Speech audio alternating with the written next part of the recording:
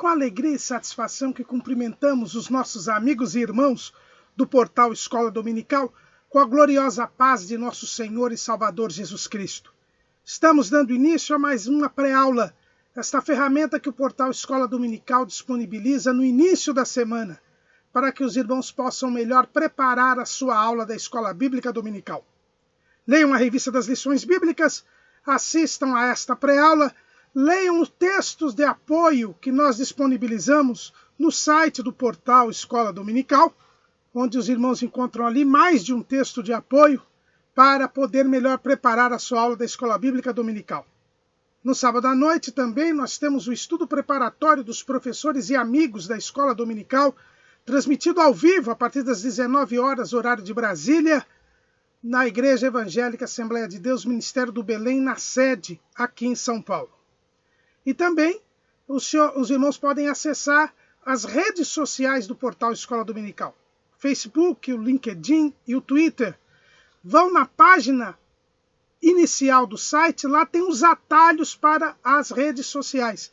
E lá os irmãos vão encontrar dezenas de links de textos de apoios, de slides e de videoaulas de todas as faixas etárias do currículo da CPAD em todas as alternativas. Neste terceiro trimestre de 2020, em razão da pandemia, a CPAD reeditou a revista do terceiro trimestre de 1993, comentada pelo saudoso missionário Eurico Bergstein. Naquela oportunidade, o título era O Avivamento, uma necessidade dos dias atuais. Agora, em 2020, essa edição especial está com o título Os Princípios Divinos em Tempos de Crise, a reconstrução de Jerusalém e o avivamento como exemplos para os nossos dias. E nós hoje estamos no terceiro bloco do trimestre, que fala sobre a reconstrução de Jerusalém, e hoje nós vamos estudar a lição de número 7. O povo deve separar-se do mal. Lembrando que nós não estamos aí em uma cronologia exata, se trata de um estudo de caso. E o que é um estudo de caso? A gente analisa um determinado período, e nesse determinado período, que no nosso trimestre é o período da formação da comunidade do segundo templo, nós procuramos extrair aí, desde o término do cativeiro da Babilônia até o final do governo de Neemias, nós procuramos extrair lições a respeito do avivamento. E o título da lição de hoje é O povo deve separar-se do mal. É a lição de número 7. Nós vamos falar sobre santidade. E santidade é uma necessidade para que haja avivamento espiritual. O povo de Deus é santo e um avivamento jamais se instala onde há convívio com o pecado. Então, os irmãos percebam que é impossível haver avivamento espiritual se houver pecado. Por quê? Porque avivamento é tornar vivo, tornar a vida mais intensa, tornar a viver, dar vida, aviventar. E o pecado, ele traz a morte. A consequência do pecado é a morte. O que nos diz o apóstolo Paulo? O que nos diz o apóstolo Paulo lá em Romanos 6:23? Porque o salário do pecado é a morte, mas o dom gratuito de Deus é a vida eterna por Cristo Jesus, nosso Senhor. O que diz também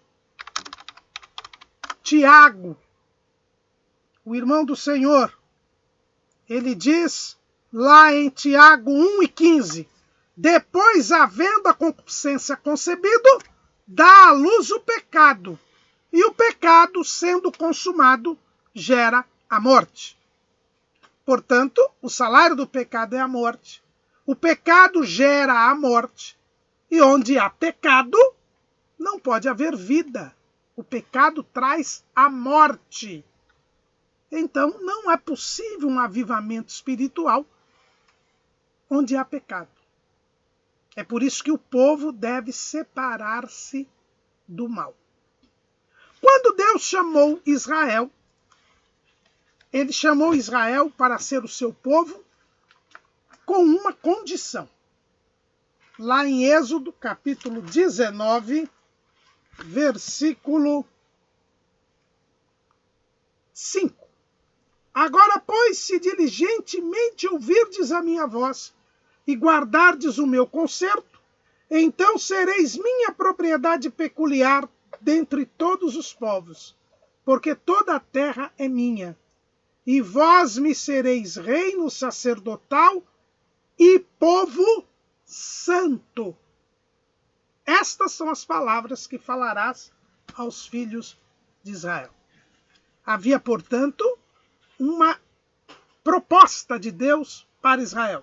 A proposta de Deus para Israel é que Israel fosse um povo santo, ou seja, um povo separado do pecado. E Israel aceitou esta condição. Ele resolveu firmar o pacto com Deus. E, portanto, tinha o compromisso de ser um povo santo. Lá no livro de Levítico, que é um livro considerado por todos o livro da santidade, Deus, mais uma vez, mostra esta necessidade da santidade. Lá em Levítico, capítulo 11, versículo 44, diz assim: porque eu sou o Senhor vosso Deus, portanto vós vos santificareis e sereis santos, porque eu sou santo. E não contaminareis a vossa alma por nenhum réptil que se arrasta sobre a terra. Porque eu sou o Senhor que vos faço subir da terra do Egito, para que eu seja vosso Deus, e para que sejais santos, porque eu sou santo. Lá em Levítico, capítulo 19, versículo 2, porque fala toda a congregação dos filhos de Israel e diz-lhes: santos sereis, porque eu, o Senhor vosso Deus, sou santo. Ainda em Levítico, capítulo 20, versículo 7, portanto, santificai-vos e sede santos, porque eu sou o Senhor vosso Deus. Ainda em Levítico, capítulo 20, versículo 26, e ser-me-eis santos, porque eu, o Senhor, sou santo, e separei-vos dos povos para serdes meus. Ainda Levítico, capítulo 21, versículo 6, santos serão a seu Deus, e não profanarão o nome do seu Deus, porque oferecem as ofertas queimadas do Senhor, o pão do seu Deus, portanto, serão santos. Por isso o livro de Levítico é conhecido como o livro da santidade, porque a exigência aqui, em 5 vezes, há uma exigência para que o povo de Deus seja santo, seja separado. Mas antes mesmo, lá na lei já, quando Deus entrega a lei a Moisés, ao povo, e depois ele começa a entregar a lei a Moisés, no capítulo 22 de Êxodo, no versículo 31, está escrito: e ser-me-eis homens santos, portanto não comereis carne despedaçada no campo, aos cães a lançareis. Então os irmãos notam que a exigência de santidade, de separação, era um dos pontos basilares do relacionamento de Deus com Israel, com o seu povo. E continua com relação à igreja. O apóstolo Pedro, Ele faz questão de mostrar que tudo isso que Deus falou para Israel se aplica à igreja. Porque lá em 1 de Pedro, capítulo 1, versículo 15, o apóstolo diz: mas como é santo aquele que vos chamou, sede vós também santos em toda a vossa maneira de viver. Porquanto escrito está: sede santos, porque eu sou santo. Então toda a exigência da santidade que existia para Israel continua existindo para a igreja. O próprio Pedro aqui também complementa esse pensamento quando escreve ainda na sua primeira carta, no capítulo 2, versículo 9, ele diz assim: mas vós sois a geração eleita, o sacerdócio real, a nação santa, o povo adquirido, para que anuncieis as virtudes daquele que vos chamou das trevas para a sua maravilhosa luz. Vós que em outro tempo não erais povo, mas agora sois povo de Deus, que não tinhas alcançado misericórdia, mas agora alcançastes misericórdia. Pedro diz que nós agora, igreja, nós somos o povo de Deus.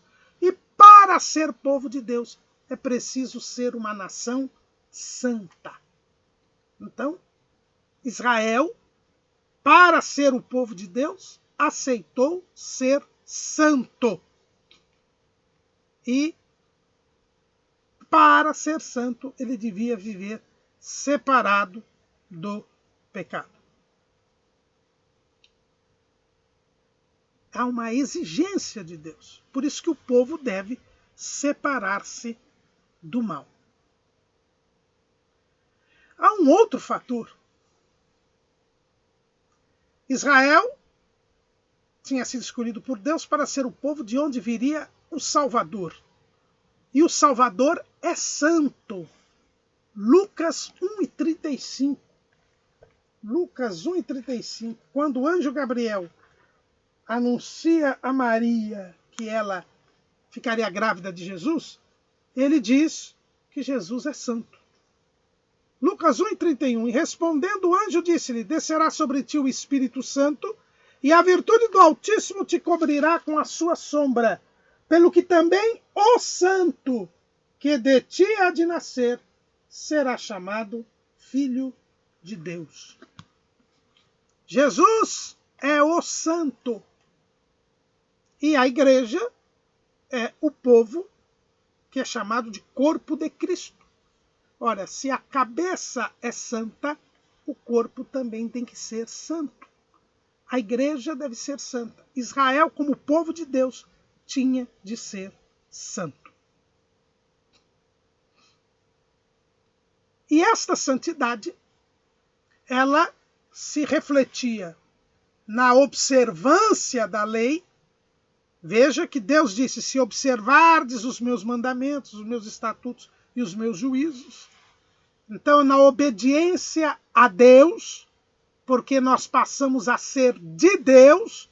Olha que lá em Levítico, o Senhor diz assim: eu, o Senhor, vos faço subir da terra do Egito para que eu seja vosso Deus e para que sejais santos, porque eu sou santo. Mas, além de ser de Deus, e por isso é ser santo, o povo deveria se separar dos povos, dos outros povos, porque os outros povos eram rebeldes contra Deus. Eles haviam se rebelado lá no episódio da Torre de Babel. Eram incrédulos, eram desobedientes a Deus. Então, não poderia haver comunhão entre os israelitas e os outros povos. É por isso que, lá em Levítico 20 e 26, o Senhor disse: ser-me-eis santos, porque eu, o Senhor, sou santo, e separei-vos dos povos para serdes meus. Então, o povo de Israel ele não podia se misturar com as outras nações. Ele não poderia se unir às outras nações, porque ele era propriedade peculiar de Deus. Deus o havia libertado, o havia formado para ele ser separado dos demais povos da terra. É por isso que Deus proibiu que os israelitas se casassem com estrangeiros e mais, determinou até que Israel destruísse as nações que habitavam a terra de Canaã. Porque aquelas nações eram tão pecadoras contra Deus que tinham chegado ao limite da justiça de Deus, da longanimidade de Deus, e eles deveriam agora ser destruídos. Deus já havia dito para Abraão que aquele povo iria pecar terrivelmente e que seria a sua semente que destruiria aqueles povos. Lá em Gênesis, capítulo 15, versículo 16. E a quarta geração tornará para cá, porque a medida da injustiça dos amorreus não está ainda cheia. Então, a justiça, as injustiças dos moradores da terra de Canaã, no tempo de Abraão, ainda não tinha chegado ao limite da suportabilidade divina. Mas, quando eles chegaram à terra de Canaã, já tinha chegado ao limite. E é por isso que Deus manda que não só o povo não se misture, como o povo destruísse, não se misturasse, como destruísse aquelas nações. E nós sabemos que Israel não destruiu todas as nações, e isto foi um mal, foi um laço para os israelitas. Tanto é verdade que os israelitas acabaram adotando o comportamento idólatra e pecador daqueles povos, e por causa disso foram levados cativos para a Babilônia. Quando o povo voltou da Babilônia, houve uma bênção. Eu coloquei até aqui no esboço, entre aspas, uma bênção. Qual foi a bênção? Os irmãos se lembram que assim que o povo chegou à terra e foi para as suas cidades, os moradores da terra, os povos vizinhos, eles não gostaram daquilo. E começou a surgir um burburinho de que eles iriam tomar providências drásticas. O povo, por causa desse pavor, lembrou de reconstruir o templo. Nós já estudamos isso. Houve um pavor. Por causa deste pavor, o povo celebrou a festa dos tabernáculos em Jerusalém, levantou o altar e recomeçou a construção do templo. Nesse mesmo momento, os samaritanos foram então até Zorobabel e Josué, e pediram para participar desta edificação do templo. E Zorobabel e Josué, cumprindo a lei, não permitiu que eles participassem da reconstrução. E nós sabemos que eles não queriam reconstruir. Na verdade, era uma armadilha. Eles queriam entrar na construção para atrapalhá-la, para impedi-la. Mas Zorobabel e Josué foram firmes. Nós lembramos aqui o que eles disseram lá em Esdras, capítulo 4, versículo 3. Porém, Zorobabel e Josué e os outros chefes dos pais de Israel lhes disseram: não convém que vós e nós edifiquemos casa a nosso Deus, mas nós sós a edificaremos ao Senhor, Deus de Israel, como nos ordenou o rei Ciro, rei da Pérsia. Zorobabel e Josué e os chefes dos pais, os anciãos do povo, eles fizeram uma bela distinção entre nós, o povo de Deus, e vós, os outros povos. Havia uma separação entre nós e vós. É preciso que haja uma separação, uma distinção entre o povo de Deus e os outros. Isso não aconteceu só nos dias de Zorobabel. Nos dias dos apóstolos também isto era uma realidade. Lá em Atos dos Apóstolos, no capítulo 5, versículo 12, está escrito assim: e muitos sinais e prodígios eram feitos entre o povo pelas mãos dos apóstolos. E estavam todos unanimemente no alpendre de Salomão. Quanto aos outros, ninguém ousava juntar-se com eles, mas o povo tinha-os em grande estima. Havia os outros e o povo de Deus. O povo de Deus se reunia unanimemente no alpendre de Salomão. No meio do povo havia sinais, prodígios e maravilhas. Mas havia os outros que não ousavam se ajuntar com eles. Havia uma distinção, havia uma diferença entre o povo de Deus e quem não era povo de Deus. Paulo fala disso lá na Epístola aos Efésios. Os irmãos sabem que, e nós estudamos no trimestre passado sobre a Epístola aos Efésios, que muitos entendem que a Epístola aos Efésios não foi escrita apenas para os Efésios, mas para várias igrejas fundadas pelo apóstolo Paulo.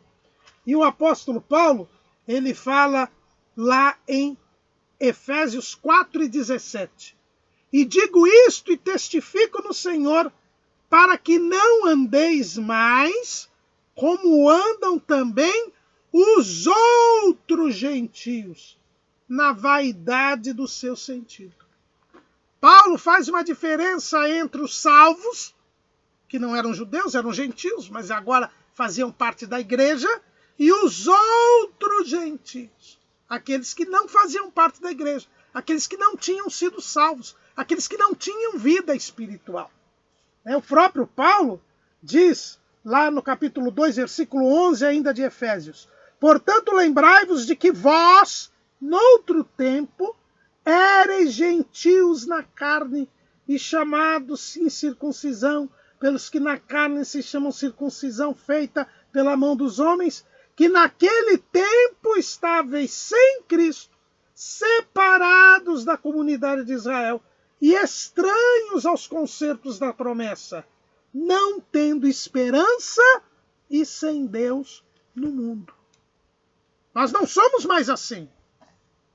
Existem os outros que não têm esperança, não têm Deus, que não participam das promessas. Nós não somos mais assim. Mas agora estamos em comunhão com Deus. Nós somos o povo de Deus. É preciso haver uma diferença. Zorobabel disse: nós vamos edificar, nós sós.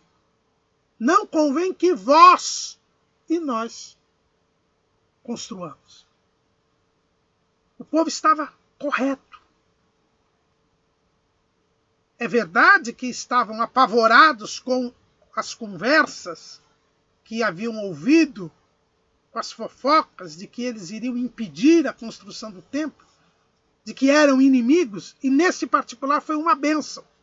Eu até coloco aqui que é sempre bom que o inimigo se apresente de forma aterrorizante, porque isso incute um pavor que leva o povo a se aproximar de Deus e que faz com que o povo saiba que o maligno não tem nada conosco. Veja, Jesus é o santo e ele disse que ele não tem, o príncipe deste mundo não tem nada nele. Foi Jesus quem disse isso. Lá em João, capítulo 14, versículo 30. Em João 14, versículo 30. Já não falarei muito convosco, porque se aproxima o príncipe deste mundo e nada tem em mim. O príncipe do mundo nada tem nele, e o mundo nada tem em Jesus. Então nós nada temos com o mundo. Por isso que é nós e vós. Por isso que somos nós e os outros. Porque não há comunhão entre a luz e as trevas. O santo não tem nada no príncipe deste mundo. O príncipe deste mundo nada tem no santo, que é Jesus. E se nós somos de Cristo, nós nada temos. Assim, Israel era de Deus, por isso nada tinha com os outros povos, nada tinha com as outras nações. Por isso que Zorobabel e Jesua não permitiram. E como eu disse, quando o inimigo apresenta, e tanta verdade, que Zorobabel e Jesua tinham razão, que o texto diz, logo no versículo seguinte, todavia o povo da terra debilitava as mãos do povo de Judá e inquietava-os no edificar. Tanto eles não tinham nada com o povo de Deus, que eles não tinham o mesmo propósito. Era uma armadilha que eles tinham montado. Como eles não conseguiram edificar, participar de edificar, para atrapalhar a construção, eles começaram a atrapalhar a construção de fora, inquietando o povo, enfraquecendo o povo. Porque o propósito deles era contrário ao propósito de Deus. Jesus diz, quem não é por mim é contra mim. Quem comigo não ajunta, espalha.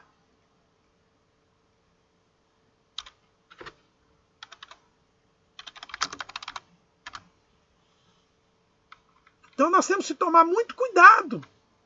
Não há aliança, não é possível uma aliança entre o bem e o mal. Jesus diz lá, Lucas 11, 23, quem não é comigo é contra mim, e quem comigo não ajunta, espalha.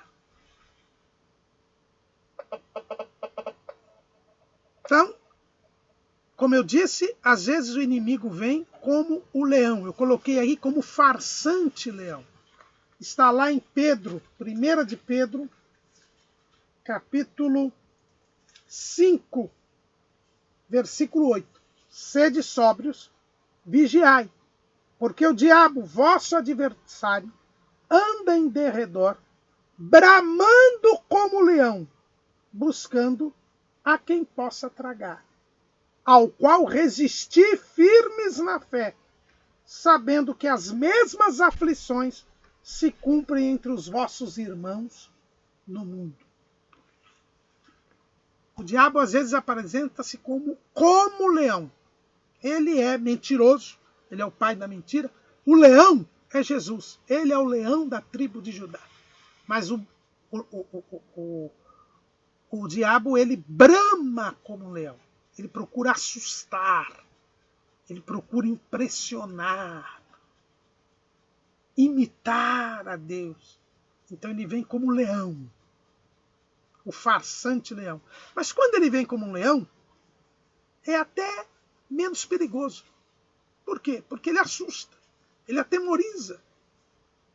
E quando nós estamos assustados e atemorizados, nós tomamos mais cuidado, somos mais vigilantes.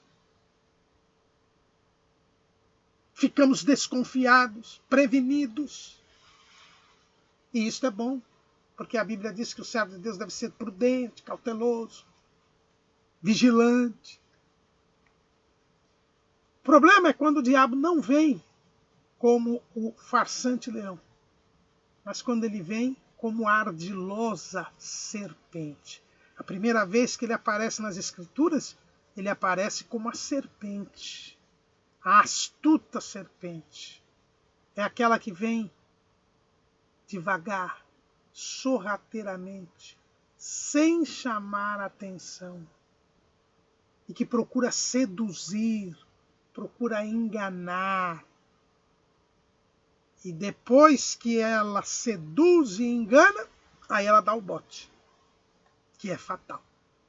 Os irmãos veem quando um animal é encantado por uma serpente. E como ele próprio vai ao encontro dela para ser engolido por ela.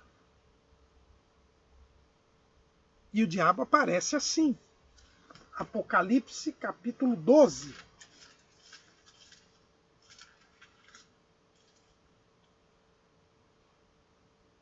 Versículo 9.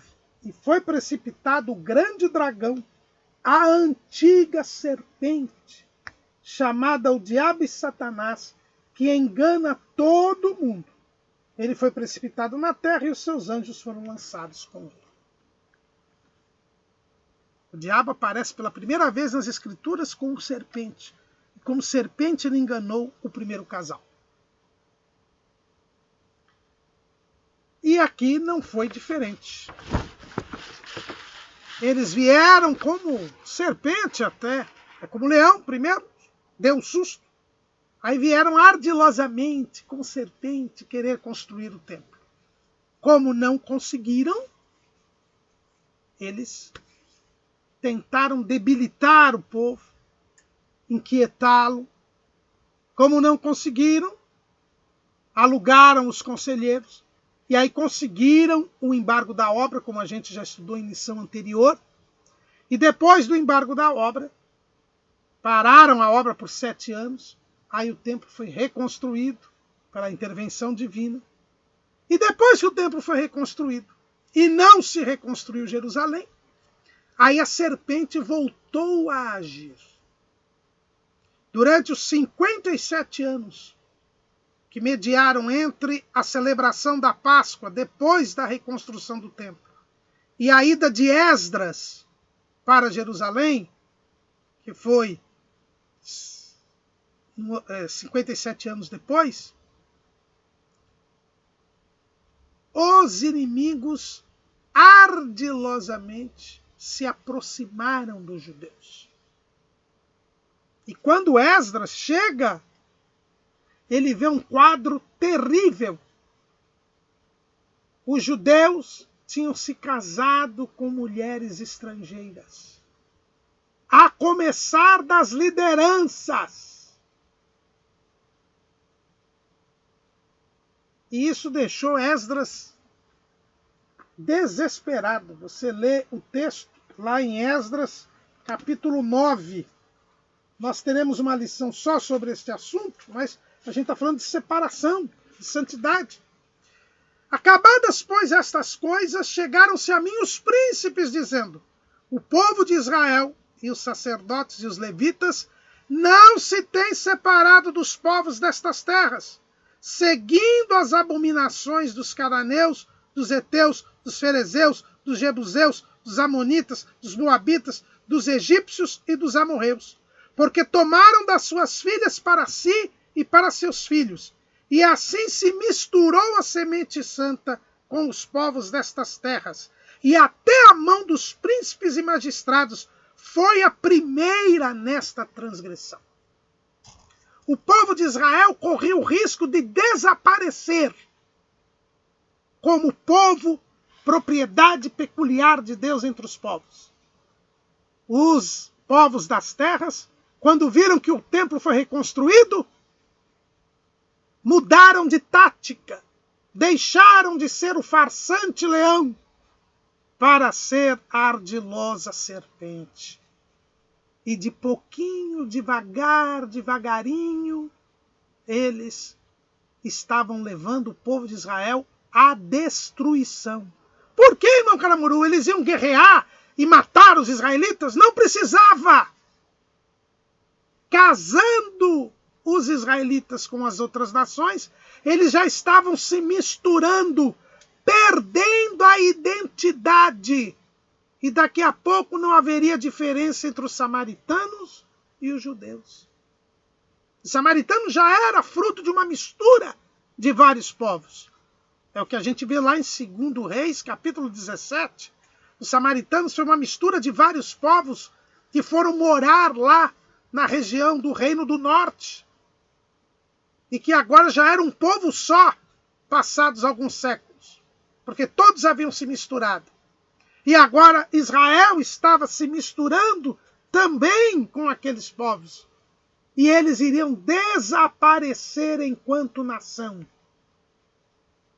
Porque o texto diz que com estes casamentos, as novas gerações já não viviam mais de acordo com a lei, mas viviam de acordo com o modo de vida daqueles povos.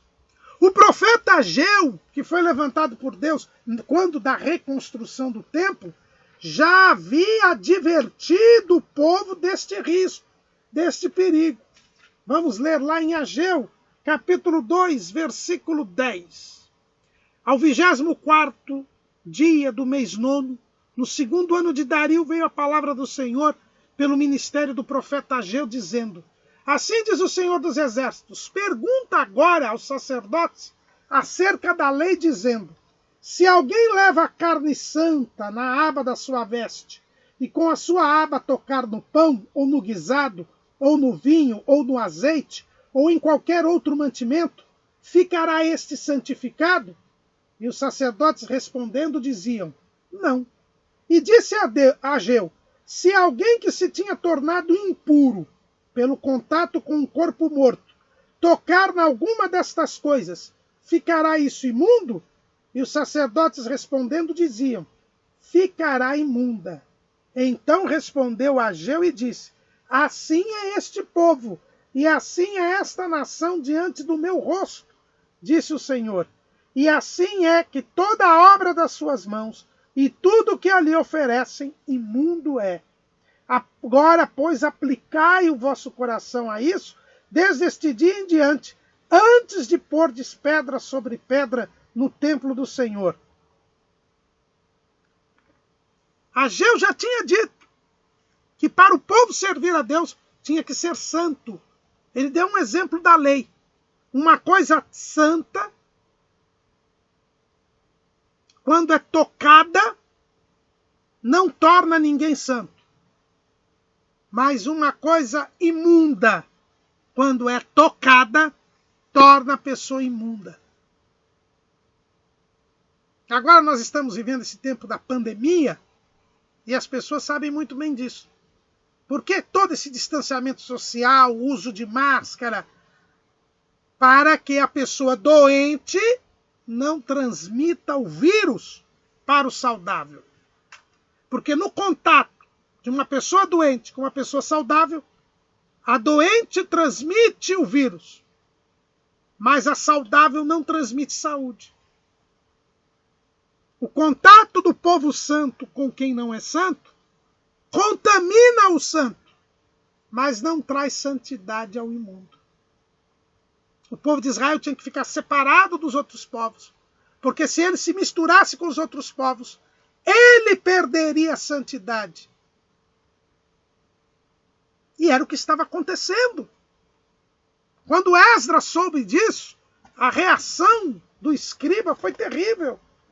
Ele disse assim: e ouvindo eu tal coisa, Esdras 9:3, rasguei a minha veste e o meu manto e arranquei os cabelos da minha cabeça e da minha barba e me assentei atônito. Esdras viu que o povo estava se acabando, que o povo de Israel desapareceria se continuasse se misturando com os povos. Foi o que aconteceu com a linhagem de Sete lá nos dias do dilúvio. A linhagem de Sete era o povo de Deus daquele tempo. E aquele povo desapareceu antes do dilúvio. Alguém pode dizer, aquele povo desapareceu porque morreu no dilúvio. Não. Ele já não era mais o povo de Deus antes do dilúvio. Por quê? Porque eles se misturaram com as outras linhagens. E ao se misturarem com as outras linhagens, eles acolheram o modo de vida das outras linhagens, que era o modo de vida instituído pela linhagem de Caim. E a terra toda se encheu de violência, a terra toda encheu de pecado. Só Noé e sua família não compactou com isso, e por isso morreram todos no dilúvio. Porque já não existia mais povo de Deus ali. Porque eles haviam se misturado com os outros. Enquanto eles estavam temerosos, enquanto os samaritanos procuraram impedir a construção do templo, o povo vigiou, o povo não se aproximou dos outros povos. Mas quando eles, enganados pela simpatia, pela aproximação, eles começaram a se misturar, começaram a conversar, começaram a frequentar as mesmas festividades, começaram a ter uma vida social, começaram a se envolver, daqui a pouco já estavam namorando, se casando, tendo filhos, e agora o povo já estava se misturando.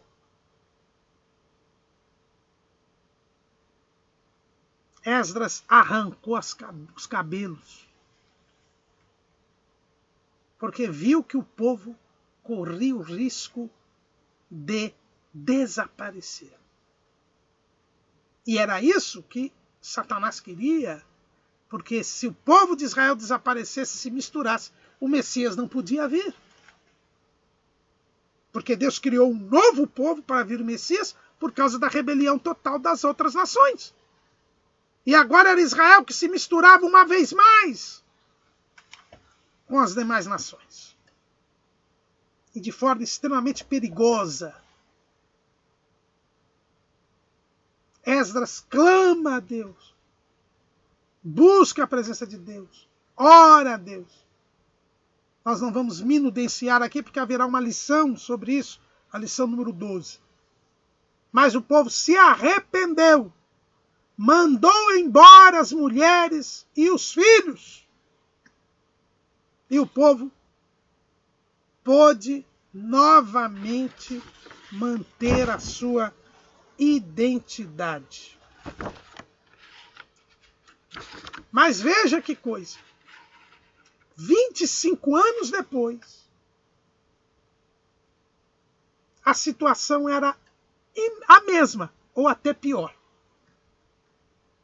A Bíblia nos fala que quando Neemias voltou para exercer o segundo mandato, o primeiro mandato de Neemias durou 12 anos. E Esdras veio 13 anos antes de Neemias. Então, assim que Esdras chegou, ele enfrentou esta questão que já estava se desenvolvendo aí há 57 anos. Aí Esdras fez o povo largar as mulheres, mandar fora as mulheres, os filhos. 13 anos depois chegou Neemias e Neemias governou 12 anos. Então os 13 anos de Esdras mais os 12 de Neemias dá 25 anos. Neemias voltou para a Pérsia e conseguiu uma nova autorização do rei da Pérsia e voltou para governar novamente a Judéia. Mas quando ele chega para governar os judeus, ele encontra a mesma situação. Olha o que ele vê lá em Neemias capítulo 13.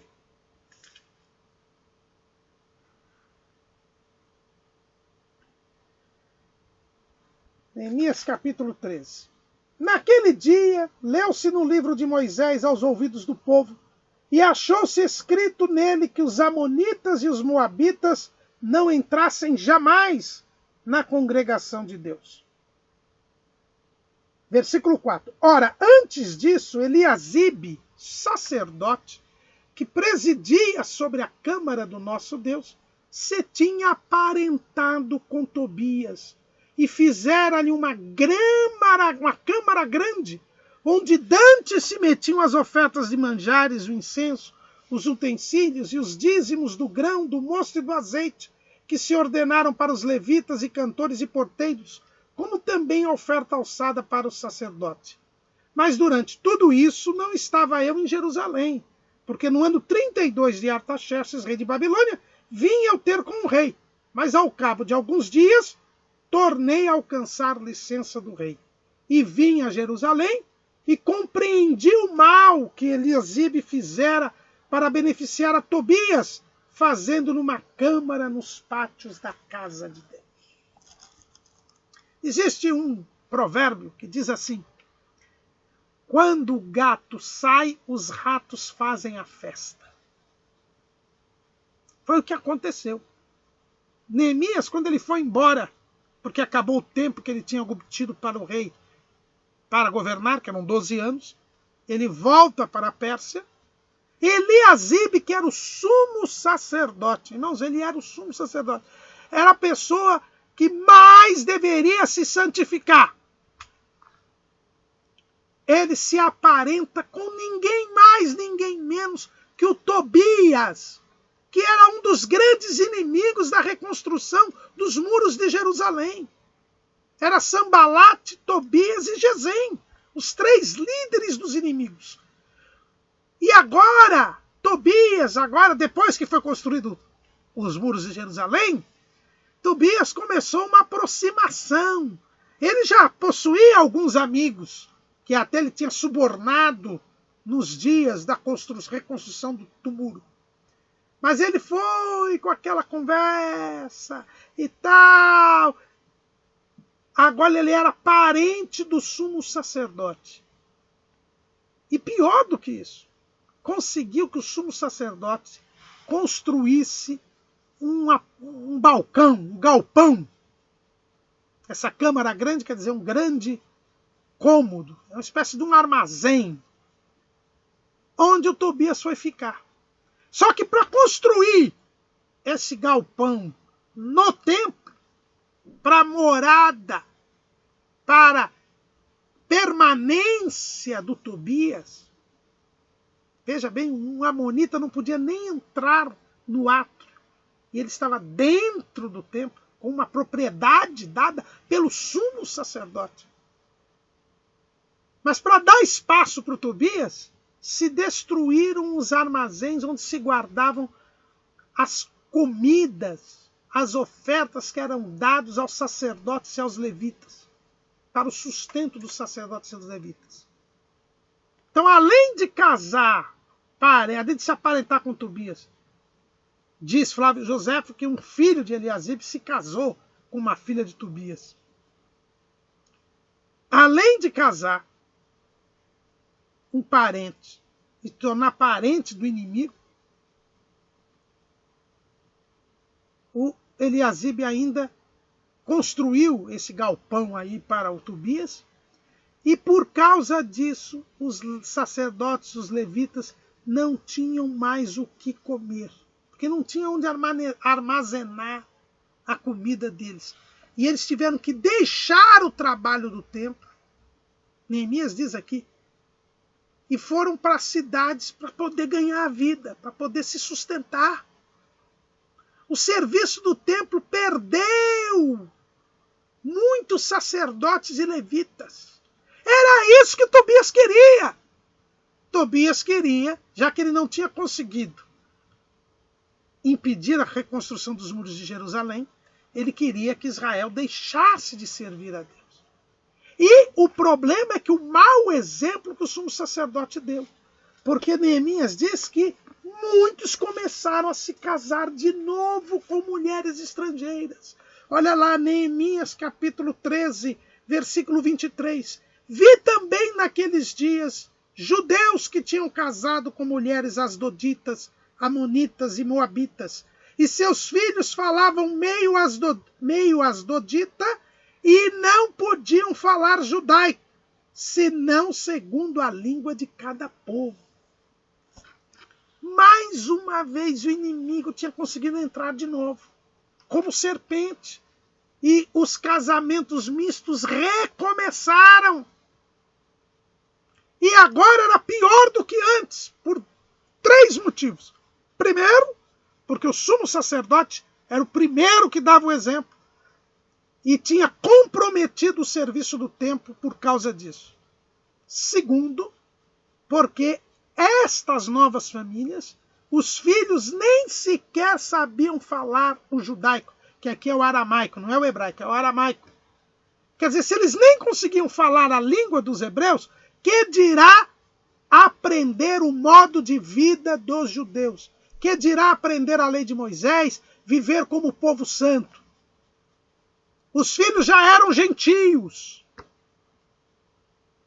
E terceiro, ao contrário do que aconteceu nos dias de Esdras, quando o povo veio confessar para Esdras o que tinha acontecido, e Esdras então orou, clamou a Deus e mandou que todos despedissem essas mulheres, nos dias de Neemias, a reação foi grande. As pessoas não queriam abandonar as mulheres. Olha o que diz Neemias. Versículo 25 de Neemias 13.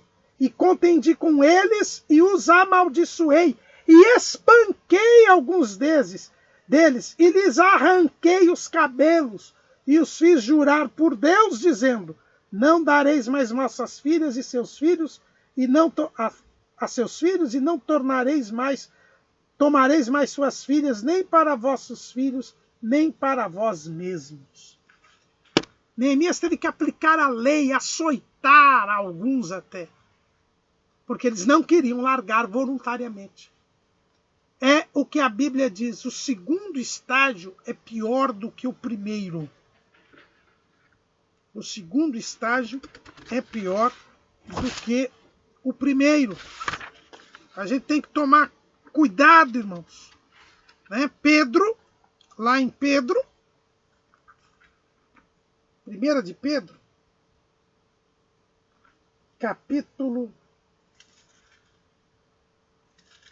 Aliás, 2 de Pedro, capítulo 2, versículo 29, diz assim: porquanto, se depois de ter escapado das corrupções do mundo, pelo conhecimento do Senhor e Salvador Jesus Cristo, forem outra vez envolvidos nelas e vencidos, tornou-se-lhes o último estado pior do que o primeiro.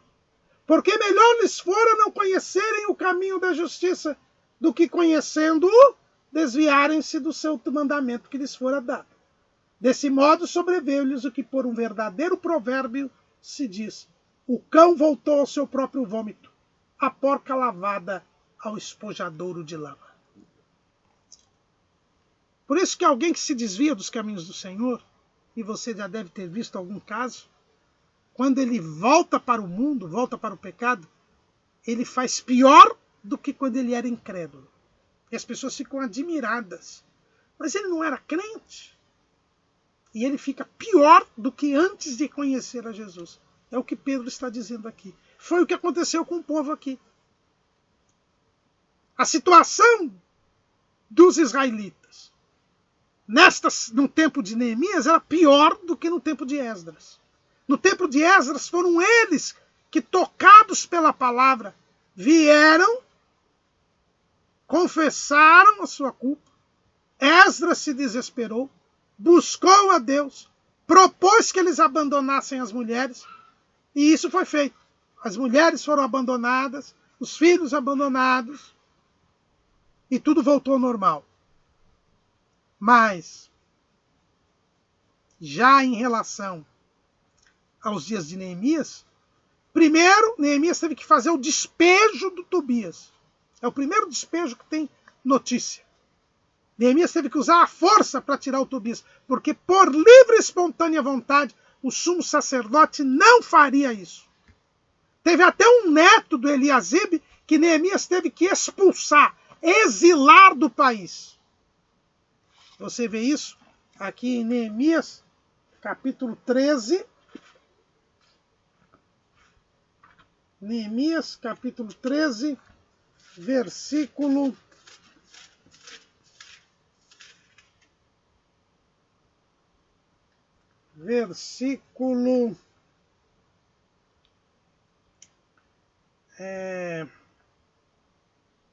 28. Também um dos filhos de Joiada, filho de Eliasibe, o sumo sacerdote, era genro de Sambalate Horonita, pelo que o afugentei de mim. Já tinha gente até casada com Sambalate também, misturada com a família do Sambalate e do Tobias. Quem devia dar o exemplo é que é o primeiro que pecava. Mas nos dias de Neemias teve que usar a força, usar sua autoridade para acabar com essa situação de mistura que comprometia a identidade de Israel. Quando nós não nos separamos do pecado, quando nós não nos separamos do mundo, nós deixamos de ser salvos. Nós perdemos a nossa identidade. Nós passamos a ser do mundo, num estado pior do que o dos incrédulos. É por isso que o povo tem que se separar do mal. É por isso que ele tem que se separar do pecado. O escritor aos Hebreus disse: segui a paz com todos e a santificação, sem a qual ninguém verá o Senhor. A santidade é necessária. Eu tenho que me separar do pecado, eu tenho que ter um modo de vida diferente. Eu não posso adotar o modo de vida dos outros. Se eu quiser ainda ser povo de Deus, se eu quiser desfrutar das promessas de Deus. Este período da constituição, a formação da comunidade do Segundo Templo, nos mostra que se o povo de Deus não tivesse se separado dos povos das terras, Israel não teria sobrevivido como nação. Israel não teria cumprido o seu propósito de trazer o Messias à humanidade. Israel não teria subsistido para alcançar a redenção. E parece que Israel aprendeu a lição da separação dos povos. Rejeitou o Messias e está em pecado. Mas ele aprendeu a lição da separação dos povos. Tanto que o povo judeu ainda existe até hoje. O povo judeu não se misturou com os outros povos. Hoje não existem mais babilônios, não existem mais egípcios daquele tempo. Os egípcios de hoje são árabes. Não existem os romanos, não existem os celtas, não existem os gregos antigos. Eles não existem. Eles se misturaram entre si. Desapareceram enquanto nação. Mas o povo judeu aprendeu a lição que Deus lhes determinou.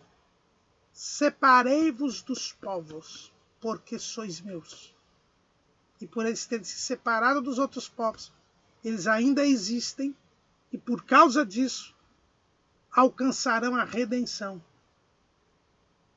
Que virá no final da grande tribulação. Falta uma semana daqueles 490 anos, daquelas 70 semanas, faltam 7 anos, que começam a ser contados depois que a igreja for tirada da terra. E aí, o remanescente de Israel será salvo, como diz o apóstolo Paulo. Como diz o profeta Oséias. Israel será salvo, porque continuará sendo Israel. E ele continua sendo Israel, porque ele se separou dos povos. A igreja será arrebatada, porque ela continuará sendo igreja. Mas só será arrebatada aquele que não se misturou. E aí nós nos lembramos do que Jesus mandou escrever à igreja de Laodiceia. E João registrou lá em Apocalipse, capítulo 3, versículo